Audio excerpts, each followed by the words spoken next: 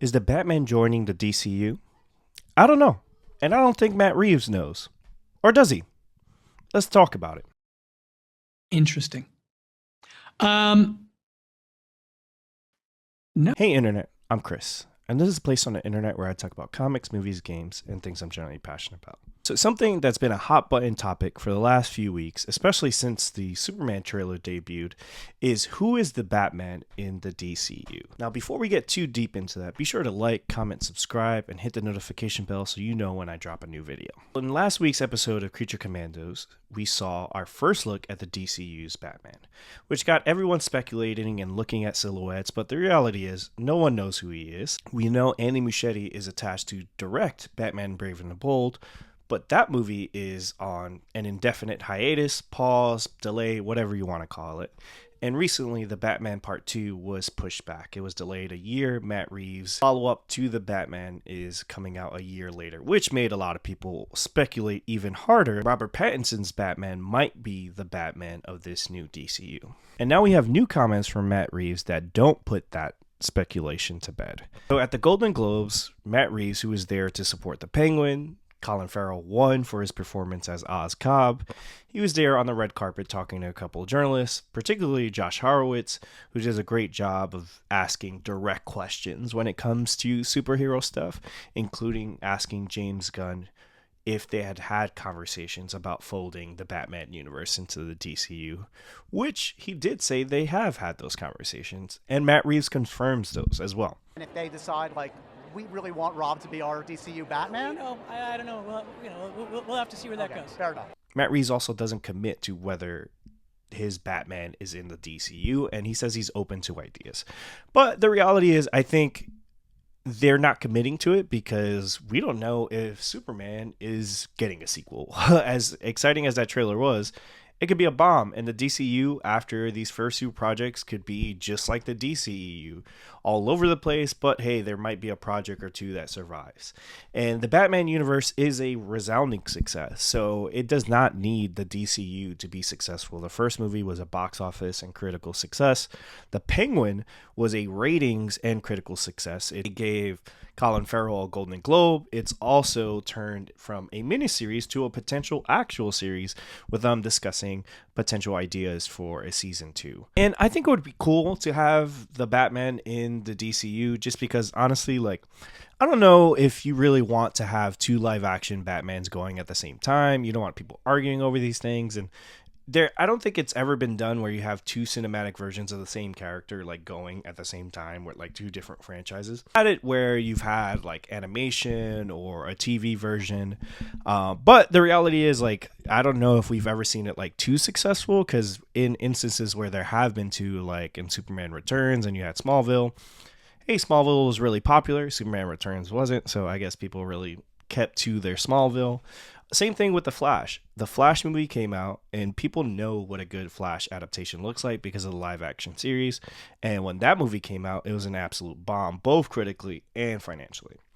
So I think they're in an interesting position of being hey, we like to keep our options open. And I think Matt Reeves is a huge Batman fan and likes the idea of potentially playing around in the larger DCU. He is a producer on a lot of the Batman projects that are outside of the current Batman universe, the epic crime saga.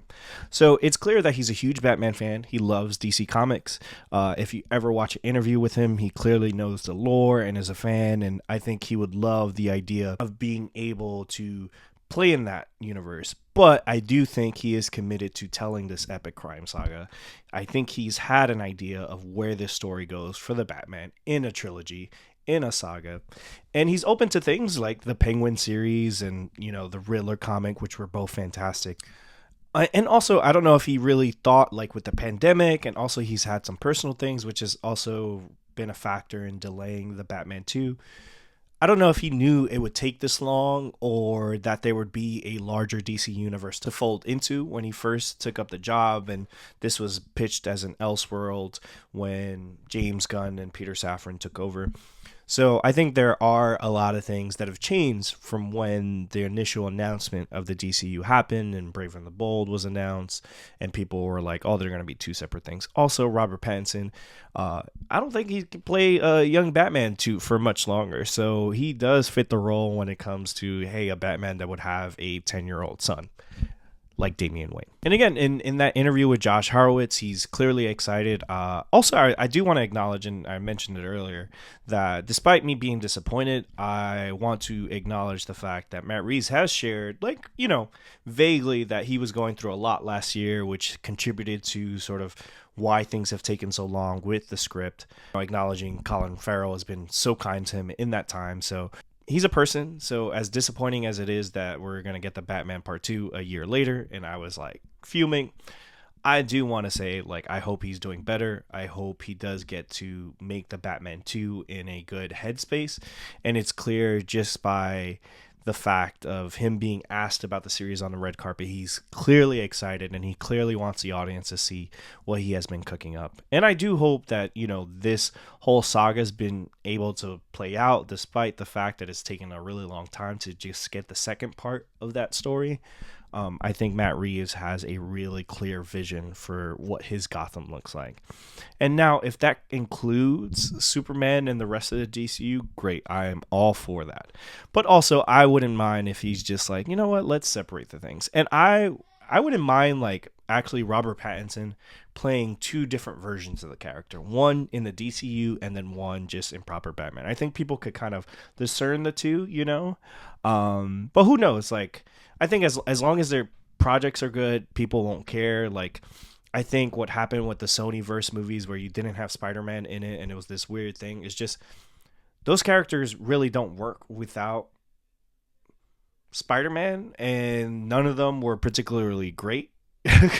And if you saw what they were able to do with the Penguin does not even really mention the Batman.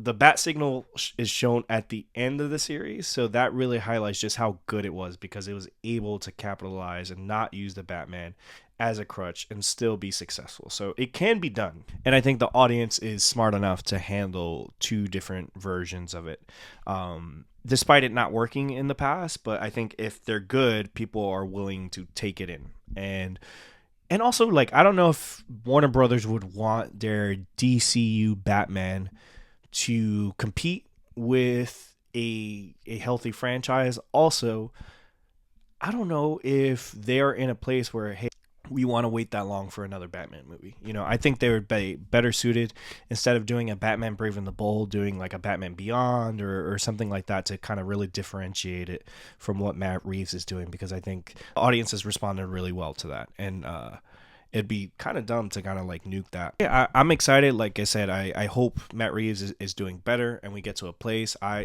I'm excited to see what the DCU's Batman looks like. It'd be cool to see a World's Finest and Batman and Superman play together, and also see Batman with other characters. We've already seen him with Superman, in the DCU, and some other characters, but like, hey, like Batman with Hal Jordan or Jon Stewart, or him seeing the Question, like any other characters, that would be really cool. That we didn't quite get. We barely got to see him with the Joker in those movies. I think in the Suicide Squad, and then that cutscene, and cutscene like it's a video game. It might as well have been, honestly. But that added scene in the Zack Snyder's Justice League, like we finally got to see them face to face, Jared Leto's Joker and Ben Affleck's Batman. But I would love to see Batman in a fully fledged DC universe, just like the DC animated universe that I grew up on. Now, what do you think? Do you think Matt Reeves as Batman, Robert Pattinson as Batman should be the Batman of the DCU? Let me know. Like, comment, subscribe, and peace.